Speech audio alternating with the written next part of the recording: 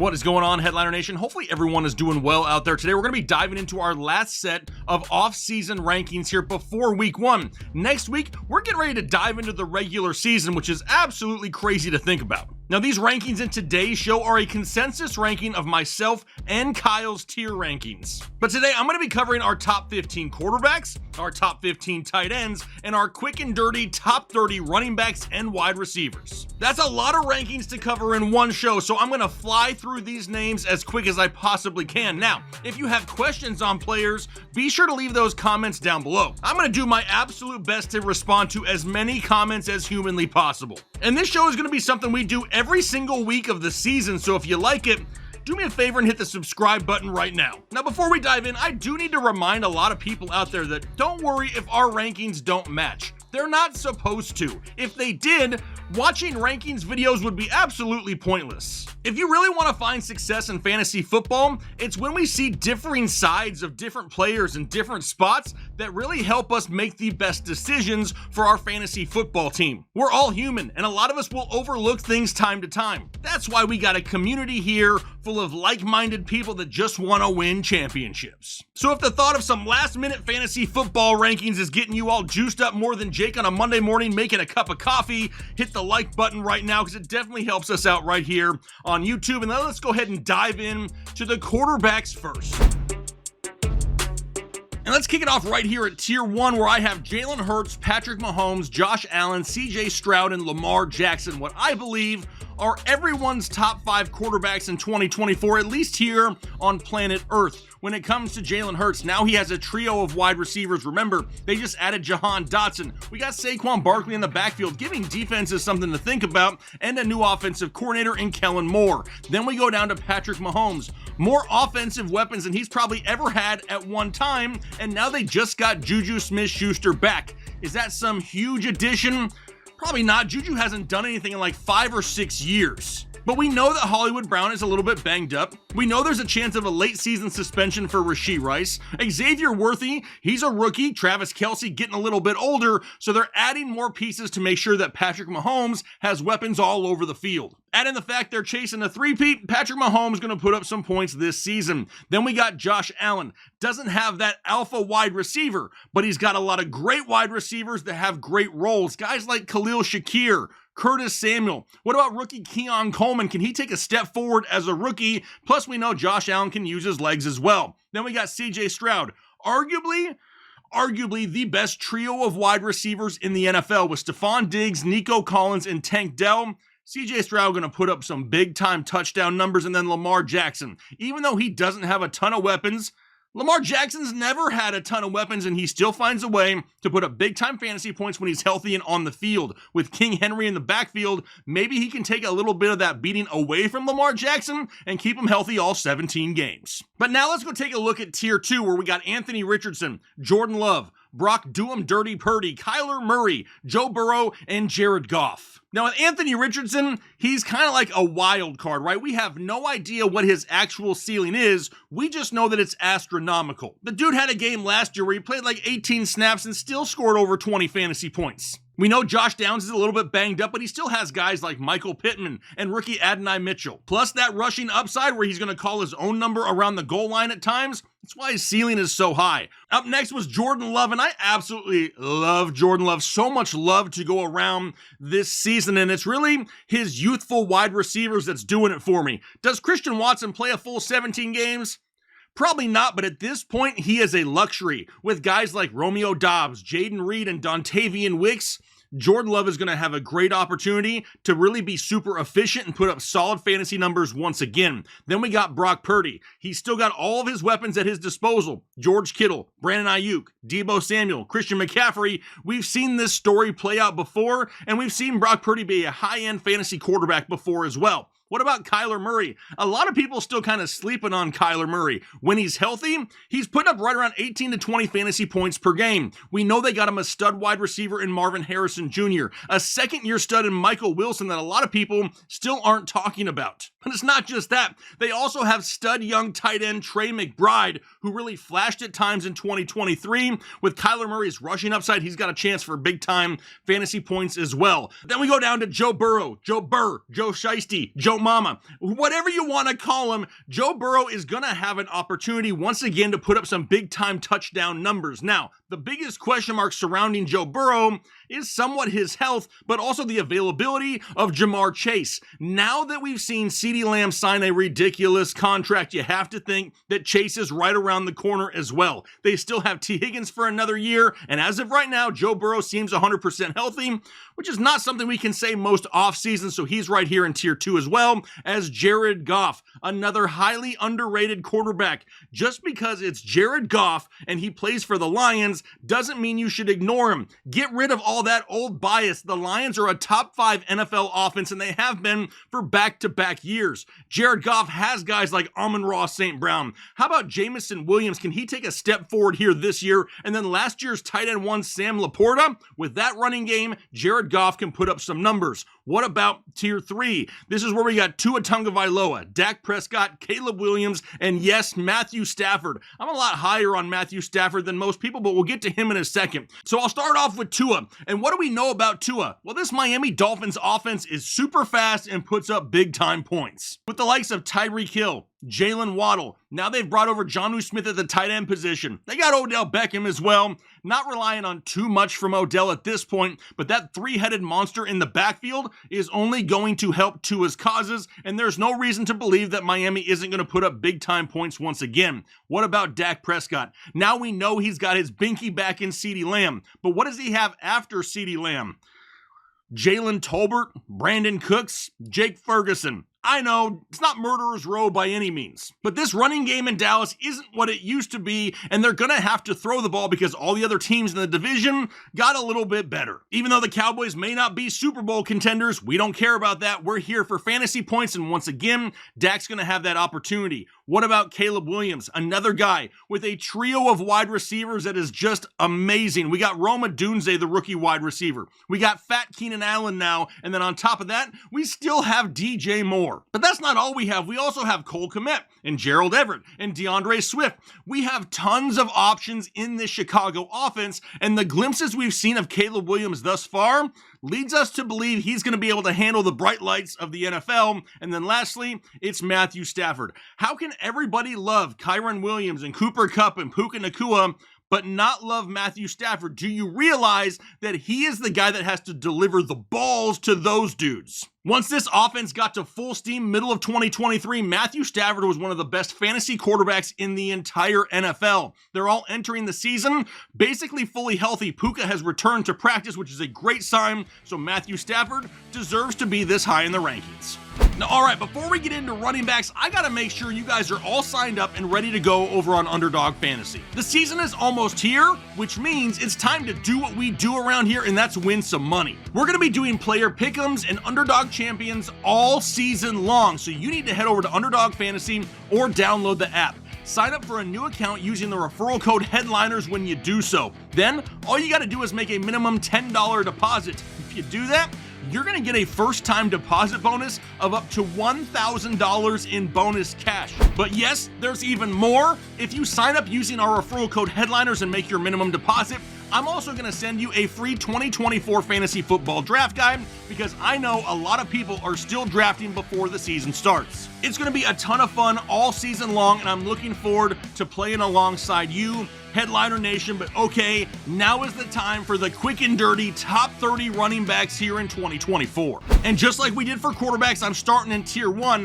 where I only have 3 guys right now, and that always makes people kind of scratch their heads, but I'll explain why. We got Christian McCaffrey, Breece Hall, and Bijan Robinson. Now, everybody knows with Christian McCaffrey, we've been dealing with this off-season calf strain, and a lot of people are a little bit worried. Now, San Francisco hasn't come out and said, yeah, he's going to miss some time, so a lot of people don't know what to do on draft day. Honestly, just like I tell everyone every year, if you have any reservations about a player due to an injury during your draft, just go to the next guy on your list. Maybe you're the type that just wants to gamble, then Christian McCaffrey's still the number 1 running back because when he's on the field, dude putting up 20 plus points. Then we got Breece Hall. The guy absolutely exploded second half of last year because of all the targets he got from the checkdowns from some crappy quarterbacks. It's not going to happen with Aaron Rodgers, so why is he still so high? Touchdowns. This offense is going to be a lot better, and I expect Breece Hall to find the end zone quite a bit in 2024. And then Bijan Robinson, no more Arthur Smith, which means a whole lot more Bijan. Now, when I look at those three guys, I look at them as the top three, the guys with the best opportunity to go out there and really lead the field, right? I'm not talking about just barely finishing top three. I'm talking huge fantasy points. Now, if we go down to tier 2, these are guys I still really like. They're just more high-end fantasy players, guys like Jonathan Taylor, Derrick Henry, Saquon Barkley, Jahmyr Gibbs, Travis Etienne, and Kyren Williams. Now, when it comes to Jonathan Taylor, you got to think of it like this. There are very few bell cow running backs in the NFL.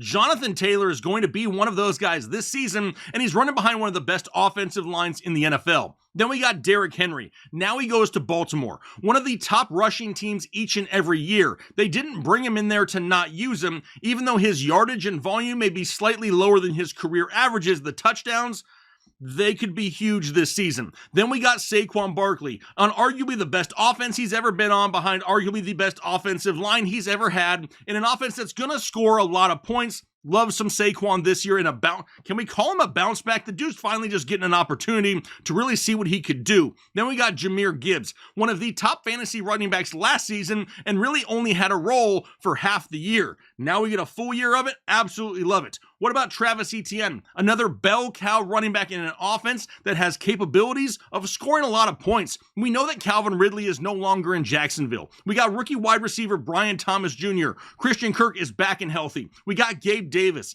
Evan Ingram. There's going to be plenty of touchdown opportunities in this offense, and no one really on the depth chart that's going to take away huge volume from Travis Etienne, which then only leaves us Kyren Williams here at the end of tier 2. Now, obviously, a lot of people love Kyren Williams this year. He's slightly unproven. The guy's never played a full NFL season, and then they went out and drafted his clone in Blake Corum. Does that mean that Blake Corum's going to get a 50-50 split in this backfield? No. Absolutely not. But we've never seen Kyren Williams stay healthy an entire season. And if Blake Corum gets an opportunity, he could earn a little bit of work over time. But as long as Kyren's on the field, the dude's going to have a great opportunity, because we know that Sean McVay really likes to lean on one running back. Which will then take us down to tier 3. It's Josh Jacobs, Joe Mixon, Rachaad White, Isaiah Pacheco, and James Cook.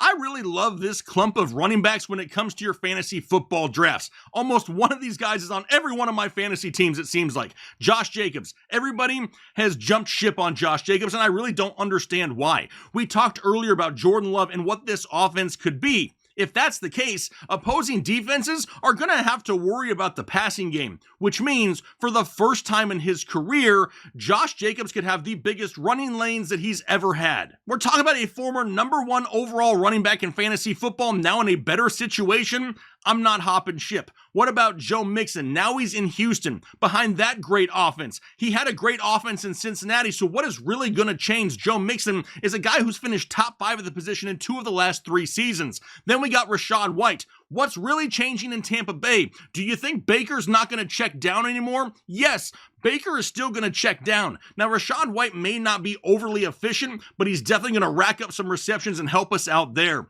Isaiah Pacheco. A lot of people want this guy to be top 10. I really look at him as more of a verge top 12 guy. It's a Patrick Mahomes-led offense. They're going to throw the ball more than they're going to run it. And now I'm just waiting to find out what they're going to do with Carson Steele, because Fantasy Thor out there is definitely making a name for himself here this offseason. Could he take over goal line duties? Entirely possible. I don't hate Pacheco, but I don't want to go out there and overhype him either. And then James Cook in an offense in Buffalo who really needs playmakers, right? We talked about no Stephon Diggs, no Gabe Davis. Who are the big-time playmakers going to be? James Cook had one of the quietest big seasons last year of recent history. It would not surprise me whatsoever if the dude goes out once again and hovers right around 1,400 total yards and just under double-digit touchdowns. Which then brings us down to tier 4. It's Kenneth Walker, Alvin Kamara, Devon Achane, Raheem Mostert, Ramondre Stevenson, David Montgomery, Najee Harris, Aaron Jones, and Tony Pollard. Now, when it comes to Kenneth Walker,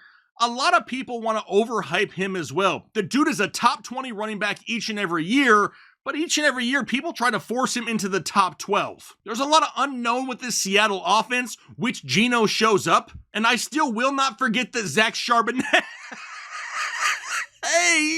exists. I don't dislike Kenneth Walker whatsoever. I just want to value him accordingly. Alvin Kamara, another one of those situations where I can just see Derek Carr continue to check down and check down and check down. What other big-time offensive weapons do they have outside of Chris Olave? They got Rashid Shaheed, but he's not a huge volume type guy, more of a big play threat that's going to have some big games. Alvin Kamara is still going to rack up touches. Devon Achane, I know I got him lower than everyone else, and I have talked about him so much this offseason. If you have questions about Devon Achane still, please just go look through our older videos. He's on a few thumbnails. It'll explain everything. Same thing with Raheem. I'm not quite a, you know what? Yes, he is damn near still a must-start Mostert. The guy plays on arguably one of the best offenses in the NFL. He's going to get a crack at early down work. He's a big play guy. He's going to score touchdowns. He's involved all over the field. Just because Devon Achane is there doesn't mean that Raheem Mostert doesn't exist anymore. Plus, you can draft him so much later than Achane. I got so much Raheem Mostert here this year, and then I just picked up Jalen Wright late in drafts to handcuff him just in case. Then Ramondre Stevens' season is up next, and what can we expect from this offense in New England? Probably not a lot. There's a bunch of dudes in the locker room, but no that guy. You know what I mean? There isn't somebody in this offense where you can just look at and be like, that dude is a big part of the offense. We just don't know that, but what we do know is that Ramondre Stevenson is going to get the lion's share of touches in this backfield. Yes, he has Antonio Gibson to split with, but still should be a 3-down back from time to time. Don't be surprised if we see Antonio Gibson lining up outside in the slot at times. Then we got David Montgomery, about as safe and reliable as it gets. Najee Harris, a lot of people worried about Najee, but Jaylen Warren is not 100% healthy, even though they say he should be good to go for week 1. I'm still expecting a lot of Najee Harris this year. Are we going to see some Cordero Patterson at times?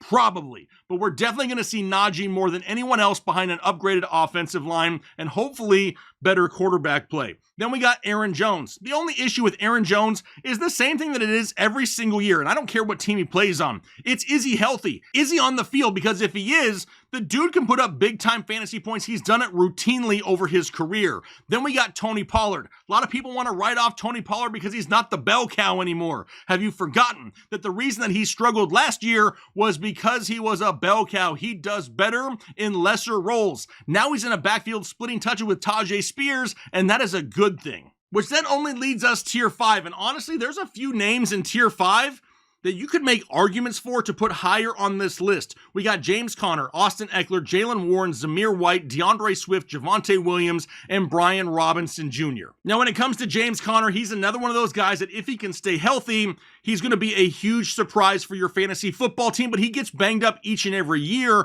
and now they've spent a draft pick on another rookie running back in Trey Benson. And if he gets an opportunity at some touches, he could take away a little bit of that role from James Conner. Then we got Austin Eckler. No, he's not what he was a couple years ago, but for people to absolutely write off Austin Eckler and turn him into a late round pick makes absolutely no sense to me. This Washington offense is going to be much improved with rookie quarterback Jaden Daniels and a new offensive coordinator in Cliff Kingsbury. Sure, he's not a great coach, but when it comes to calling plays, the guy knows how to put points up on the board. Which then leads us to Jalen Warren. Like I mentioned, they expect him to be healthy at the start of the season. Definitely one of those 1A, 1B options in Pittsburgh. Then we got Zamir White. One of those guys that I feel could be a little bit higher, but we just do not know what exactly is his role going to look like. We know that Gardner Minshew is the quarterback. We know that he's going to be looking the way of Devontae Adams quite a bit, but they also spent an early round draft pick on tight end Brock Bowers. And do not forget about Jacoby Myers either. There are other options in this offense.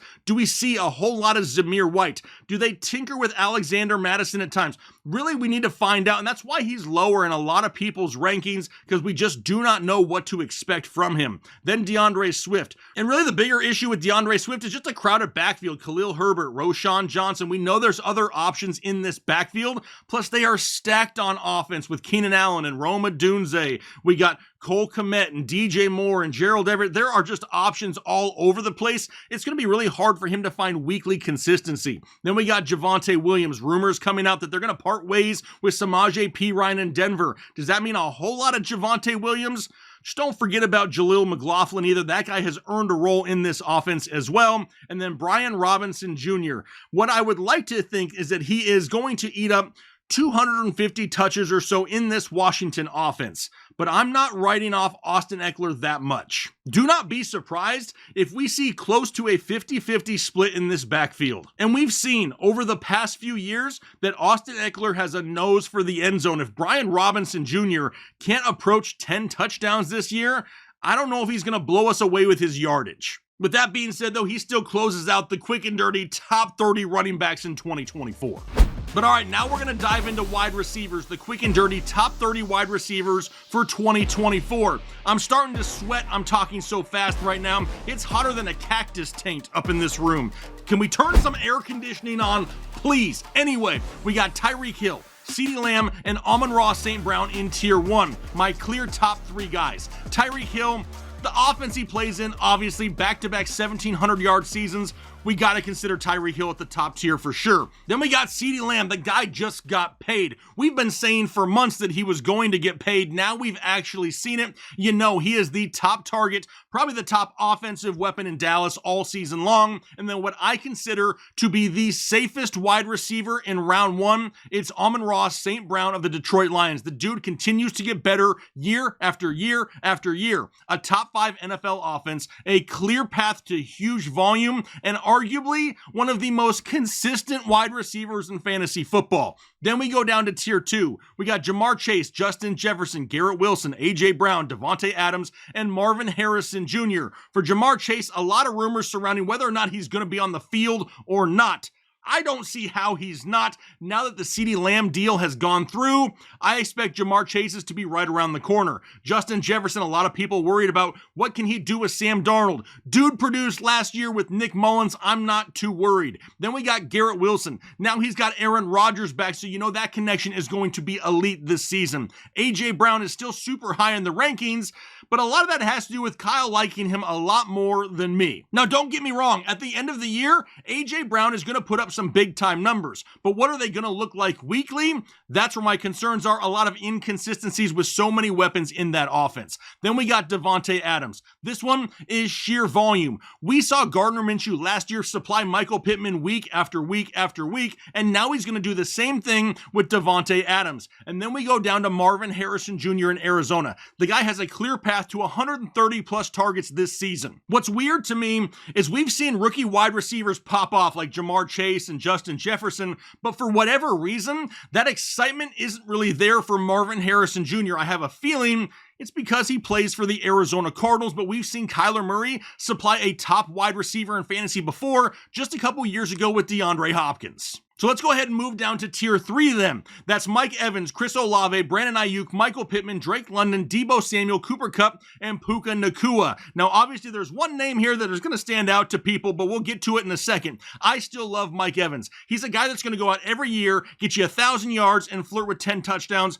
about as safe as it gets. Then we got Chris Olave. No more Michael Thomas in New Orleans, which means more Chris Olave. Brandon Ayuk at this point, he's still a San Francisco 49er. We've seen him produce top 12 numbers in that offense before. Michael Pittman Jr. Really the reason he's gotten a slight bump as of late is the injury to Josh Downs. Do we really see more Michael Pittman Jr. early now that we have Anthony Richardson back under center? Then we have Drake London.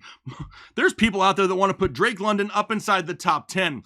That is a little bit too spicy. Yes, I love the change to Kirk Cousins at the quarterback position. Yes, I still think that Kyle Pitts is going to have an opportunity to be somewhat of a thing. Darnell Mooney is going to get targets in this offense, and Bijan Robinson and Tyler Algier are going to soak up a ton of touches on the offense in that backfield. I still like Drake London, but more of a top 15 guy, not a top 10 guy. Then we have Deebo Samuel, kind of similar to A.J. Brown. When the season ends, Deebo's going to have a lot of points scored, but with the offense he plays in, he's not going to score them weekly. A lot of inconsistency, so I drop him down a couple spots typically. Then we have the teammates of Cooper Kupp and Puka Nacua. Now, a lot of people want to say that, why is Puka so low? Well, A, he's just now coming back from injury, so he could climb up the rankings for week 1. But there were very few times last year where we had 100% healthy Cooper Kupp and Puka Nacua. We already know that Matthew Stafford loves Cooper Kupp. He's going to feed him volume. He's going to be hovering right around 10 targets a game. And we saw last season with a healthy Cooper Kupp, the target share came down for Puka Nacua slightly,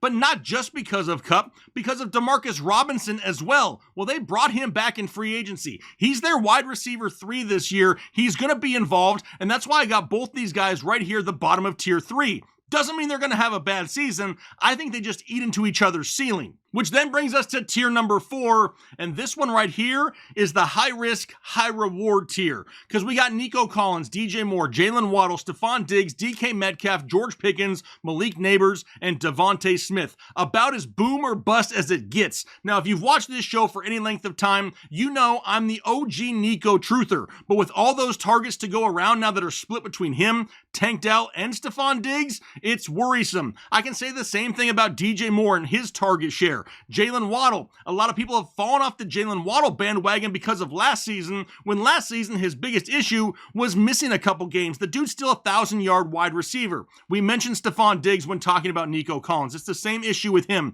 DK Metcalf. This one has everything to do with what Geno Smith actually shows up. DK is not the problem. DK is getting open, but can Geno deliver clean balls to him? Then George Pickens. Who plays quarterback? Is it Russell Wilson? Is it Justin Fields? How crappy is the offensive play calling with Arthur Smith? He's got some question marks. Malik Neighbors. It's not a Malik Neighbors problem. It's a Daniel Jones problem. And then Devontae Smith, now we know he's going to be playing second fiddle to A.J. Brown, but now they've also brought in Jahan Dotson. We know about Dallas Go there, because right now I'm feeling so damn fancy. And then Saquon Barkley in the backfield. He's going to also have some of that inconsistencies from week to week, which then only leaves us tier 5, where we have Amari Cooper, Terry McLaurin, Rashee Rice, Chris Godwin, and Zay Flowers. Now, when it comes to Amari Cooper, I would love to have him up inside tier 3, if I'm being honest. The reason I don't trust Deshaun Watson, especially since we still have other guys in this offense like David Njoku and Jerry Jeudy that could take away some of the targets. For Terry McLaurin, he is climbing my rankings quickly. Yes, Jahan Dotson is gone. That is not a huge push for Terry McLaurin. But what does Terry McLaurin do really well? Go deep. What does Jaden Daniels do really, really well? He loves to go deep. Terry McLaurin could have himself a sneaky good season, which then takes us to Rashee Rice. I said early offseason, before his offseason troubles, that if he was 100% healthy and good to go, he was going to be a top 12 guy this season. Then they added Hollywood Brown. Then they added Juju Smith-Schuster. Then they have some off-field issues that he's dealing with, even though his court date isn't scheduled until December, so we could have him the first 14 weeks of the season, which I do not dislike whatsoever, but he's still here in tier 5 with Chris Godwin, a player who I absolutely love this year that people are getting at a crazy discount in their fantasy football drafts. He's going to be in the slot full-time here in 2024. We saw that at the end of 2023, and he absolutely crushed it, so I love that potential. And then Zay Flowers as well. What other wide receiver is going to catch balls in Baltimore? I'll wait. I really don't know. I mean, are we really going to bank on Rashad Bateman again? Sure, Mark Andrews will be an option in that offense, but is he going to stay healthy? He hasn't stayed healthy for a couple years and has really only had one big-time year in his career. We saw Zay Flowers get his footing late in 2023, and do not be surprised if he climbs the rankings as the season starts.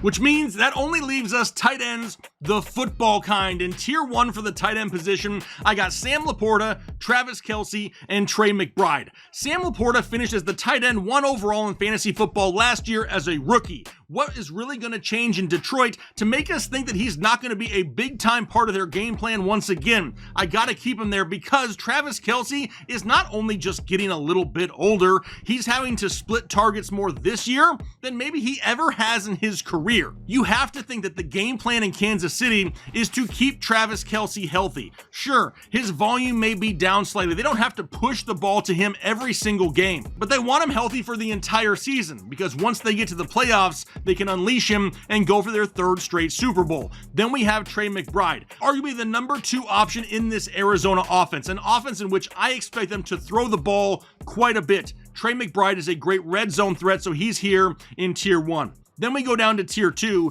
and that's George Kittle, Dalton Kincaid, Mark Andrews, Jake Ferguson, Kyle Pitts, and Evan Ingram. George Kittle, we kind of know about, right? In this offense in San Francisco, his consistency isn't going to be that great. However, come year's end, he's going to have a lot of fantasy points. Dalton Kincaid could definitely be right here at the top of tier 2. With no Stephon Diggs, with no Gabe Davis, Dalton Kincaid could actually lead this team in targets this season. Then we talked about Mark Andrews and his issues staying healthy, and really, people have been overpaying for Mark Andrews based off of one big year in his career. Then we have Jake Ferguson. He's got to be the number 2 target in this Dallas offense after CeeDee Lamb. He could easily surpass 100 to 120 targets this season. Kyle Pitts, we've known his entire career, Kirk Cousins is going to look the way of the tight end. Look what he did with TJ Hawkinson when he came to Minnesota. Kyle Pitts, if he could catch a football, could see big time volume this season, especially with no more Arthur Smith and then Evan Ingram. And for whatever reason, people look at Evan Ingram and they're not overly interested.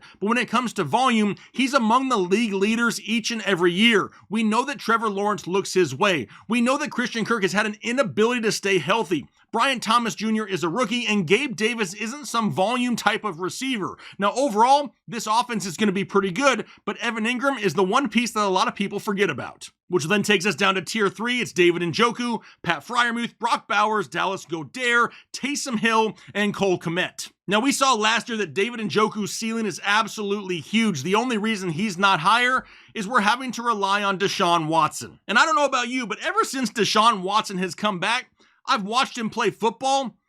It looks like a completely different guy. As much as I would love to have Njoku a little bit higher, I got to throw in the Deshaun Watson factor. What about Patty F, Pat Freiermuth? We saw Arthur Smith last year in Atlanta target his tight ends like 160 plus times. Pat Freiermuth is going to see huge volume. But it's not just that. Did you know that Justin Fields and Russell Wilson over the spans of their career typically target their tight ends over 25% of their passing attempts? I mean, what can I say? They like to target their tight ends. Then we got Brock Bowers, the rookie tight end. We saw Sam Laporta. We saw Dalton Kincaid really excel as a rookie last year, and now a lot of people are hoping for the same thing in Brock Bowers. Well, luckily, he fell into an offense where he can be utilized right away. Sure, we're going to see a lot of Devontae Adams, but after that, I will not be surprised if Brock Bowers is second on the team in targets. Dallas Goedert up next, and honestly, the biggest issue for Dallas Goedert is he's going to have to split with the 3 wide receivers ahead of him and Saquon Barkley. Then we have Taysom Hill. I have Taysom Hill a lot higher than a lot of people for those of you that can start him in your tight end spot. He is going to be used all over the field this year. In my opinion, he's still one of the biggest fantasy football cheat codes that people